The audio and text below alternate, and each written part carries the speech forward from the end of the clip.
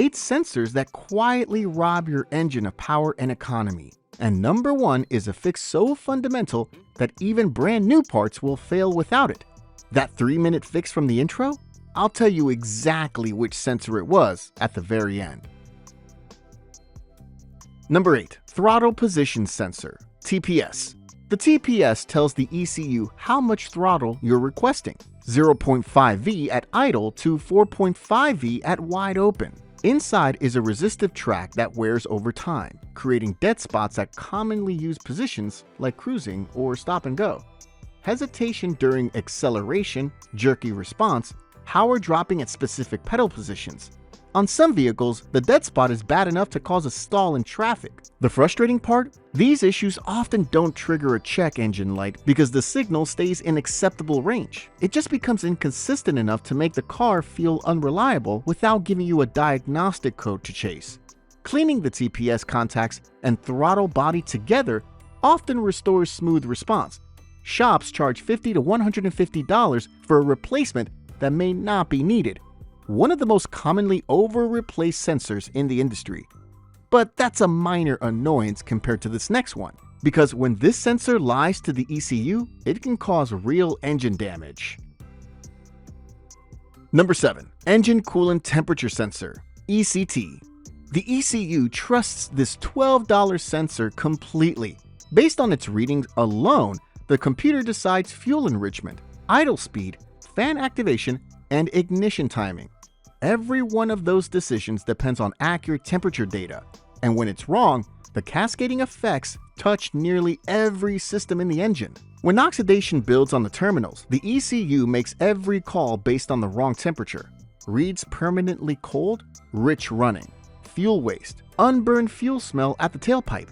Reads permanently hot, fans run non-stop, or hot restarts fail.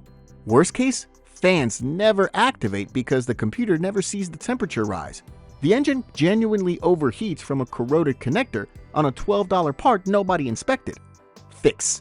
Unplug with the engine cold. Clean oxidation off both pins and connector with electrical contact cleaner. A 3-minute job that eliminates symptoms most drivers blame on something costing 10x more.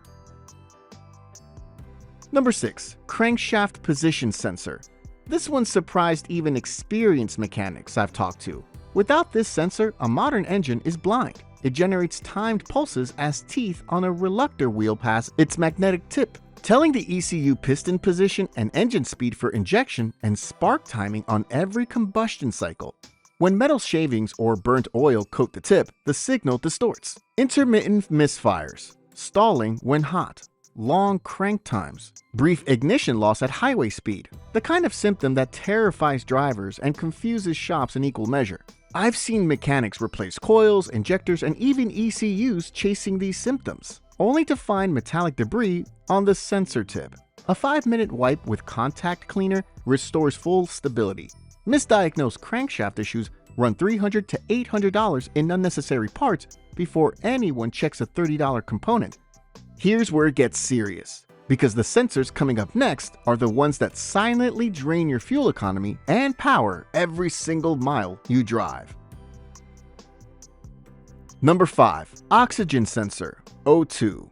Your O2 sensors monitor combustion efficiency using a heated zirconia element. At the ideal 14:7:1 ratio, output sits around 0.45 volts. Lean drops below 0.3 V. Rich pushes above 0.6 V. The ECU adjusts fuel thousands of times per minute based on this data. Here's the problem most people miss. Contaminants from low-quality fuel or oil burning poison the elements so gradually that you never feel the change happening. Your car just slowly gets worse over months. Thirstier, weaker, sluggish at acceleration. By the time you notice, the sensor has been sending bad data for thousands of miles. Always have O2 sensors tested before replacing. You may save $100 to $250 per sensor on a part that needed inspection, not a full swap. Number 4. MAP Sensor, Manifold Absolute Pressure. Most people do this wrong. They replace the sensor when the real problem is a $5 rubber hose. The MAP measures intake manifold vacuum to calculate air mass. At idle, around 20 to 30 kPa. A wide open throttle near 100 kPa. Brittle or cracked vacuum hoses create leaks that distort readings completely. The sensor reports higher load than reality. The ECU dumps excess fuel, heavy consumption, black smoke, persistent rich coats. Cleaning the map port and inspecting vacuum lines solves roughly 80% of issues blamed on the sensor itself. I've watched the mechanic spend 2 hours diagnosing a map code on a Silverado. Turned out to be a cracked hose you could fix in 5 minutes for $5. Number 3. Intake Air Temperature Sensor, IAT. The IAT measures whether incoming air is cold and dense or hot and thin. When dust or oil vapor contaminates the thermistor, reading drifts and symptoms become maddeningly inconsistent. Sluggish cold starts, consumption spikes, power drops under acceleration. The car runs great one day and terrible the next with no obvious cause. Here's why this one is so commonly missed. The symptoms look exactly like bad fuel or worn spark plugs. Most drivers chase those two problems for months when the real culprit is a dirty temperature probe sending bad data every intake cycle. Cleaning requires care. Electronic contact cleaner only. No sandpaper, no compressed air, no brushes. A few sprays, air dry, reinstall. 5 minutes for symptoms that persist for months without explanation. Number 2. MAF sensor, mass airflow. The sensor that fails most often and almost never gets cleaned. The MAF measures every gram of air entering the engine using an ultra-thin platinum wire heated to a constant temperature.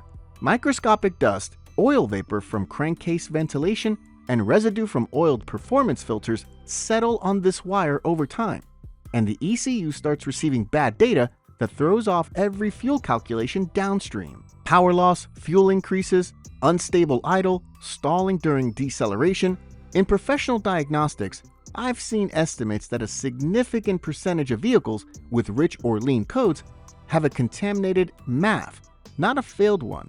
An $8 can of dedicated MAF cleaner, never carb cleaner, never brake cleaner, applied with zero contact on the element fixes the majority of cases. This single cleaning restores more lost power per dollar than almost any other maintenance task you can do on your vehicle.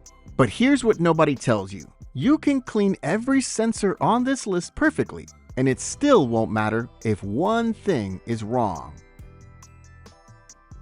Number 1. Electrical terminals and connectors. The fix that makes new parts still fail, and the hidden issue even experienced mechanics miss. Brand new sensors, premium oil, fresh plugs.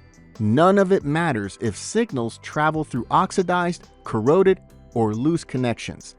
A single pin with green corrosion causes intermittent failures, random codes, and warning lights that vanish and return without any logic. Go through the critical sensors one by one. MAF, MAP, TPS, IAT, ECT, crankshaft, O2. Disconnect each connector carefully. Inspect inside. Oxidation, dirt, oil film, brittle plastic, any of it means you found a problem source no part swap would have fixed. Electrical contact cleaner on both sides. Plastic bristle brush for stubborn buildup. Gently. Dry completely. Reconnect until the click confirms contact. Dielectric grease around water-exposed seals, never on the pins themselves. This sounds tedious, but this connector checklist fixes more drivability problems than replacing parts ever will. Codes vanish. Mystery symptoms disappear. The engine stops acting possessed. And remember that 3-minute fix from the intro? It was a contaminated MAF connector. Not even the sensor itself. Just the connection carrying the signal. The mechanic cleaned 2 oxidized pins with contact cleaner, and the engine transformed completely.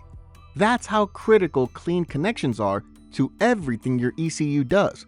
Before you spend $1 on a new sensor, clean the wiring that carries every signal first.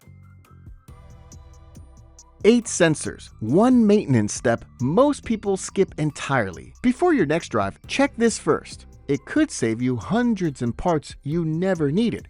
Which sensor surprised you the most? Drop it in the comments. The best tips come from drivers who've chased these problems themselves. If this saved you from an unnecessary repair, hit subscribe because the next video might save you even more.